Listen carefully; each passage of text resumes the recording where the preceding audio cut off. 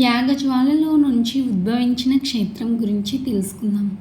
శ్రీ తల్పగిరి రంగనాయకుల స్వామి ఆలయం నెల్లూరు జిల్లాలోని ఆలయాల్లో కల్లా అత్యంత ప్రాచీనమైన ఆలయం.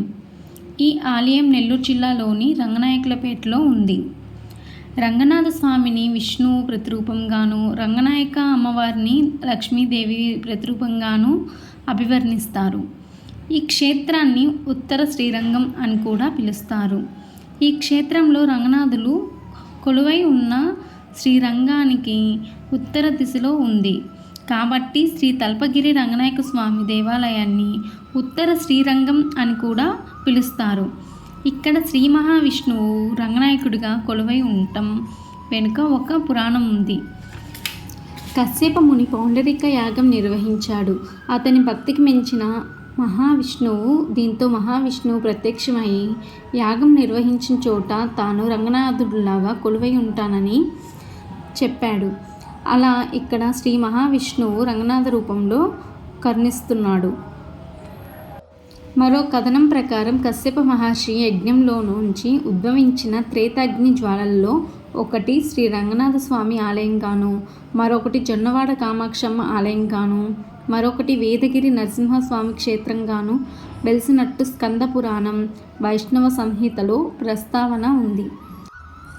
శ్రీరంగంలో మాదిరిగానే తల్పగిరిలో శ్రీ తల్పగిరి రంగనాథ స్వామి దేవాలయంలోని మూల విరాటు 12 అడుగుల ఆదిశేషునిపై భారీ రూపంలో మనకి దర్శనము ఇస్తాడు. గర్భగుడిలో పశ్చిమ దిశగా పెన్నా నదికి అభిముఖంగా స్వామివారు శయనించినట్లు ఉంటారు. స్వామి పాదాల వద్ద శ్రీదేవి భూదేవి ఉండగా నాభి నుండి ఉద్భవించిన కమలంలో బ్రహ్మ కొలువై ఉంటాడు. సాధారణంగా ముఖద్వారం ప్రవేశద్వారంగాను ఉంటుంది. పెన్నా నది ఆలయ ముఖద్వారం వరకు రావడంతో ఆలయం వెనుక వైపు వేరొక ముఖద్వారం కూడా ఉంటుంది. ఈ దేవాలయంకి సంబంధించిన గాలిగోపురం 7 అంతస్తులుగా నిర్మితమైన సుమారు 95 అడుగుల ఎత్తు ఉంటుంది. ఈ గాలిగోపురంపై బాగా బంగారం పూత పూసిన 7 కలశములు ఉంటాయి. అయితే ప్రధాన ఆలయం మాత్రం పశ్చిమ ముఖంగా ఉంటుంది. ఆలయంనకు పశ్చిమ వైపున పెన్నా నది ప్రవహిస్తుంది. ప్రధాన ఆలయంలోకి దక్షిణ ద్వారం ద్వారానే అనుమతి ఉంటుంది.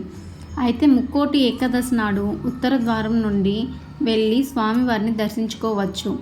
ప్రతి సంవత్సరం మార్చ్ మరియు ఏప్రిల్ నెలలో స్వామివారికి బ్రహ్మోత్సవాలు నిర్వహిస్తారు. ఈ దేవాలయంలో అద్దాల మండపం ఇక్కడికి వచ్చే భక్తులను విశేషంగా ఆకర్షిస్తుంది. ఈ అద్దాల మండపంలో సీలింగ్కు చిత్రించిన శ్రీకృష్ణుని తైలవర్ణ చిత్రం మనం ఎటువైపు నిలబడి చూసినా మన వైపే చూస్తున్నట్టుగా మనల్ని మంత్రముగ్ధులను చేస్తుంది.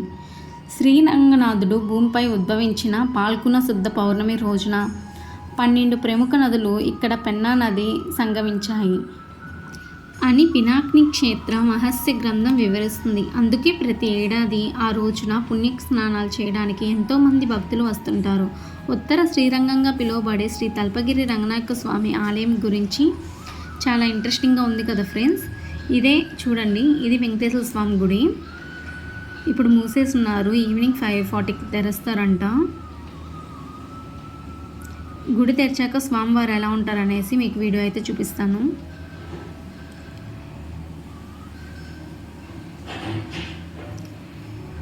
చూడండి ఫ్రెండ్స్, స్వామివారు వెంకటేశ్వర స్వామి చాలా బాగున్నారు కదా. ఇలాంటి మరిన్ని వీడియోస్ కోసం మన ఛానల్ని సబ్స్క్రైబ్ చేయండి. నా వీడియో కనుక నచ్చితే లైక్ చేయండి, షేర్ చేయండి. Thank you for watching.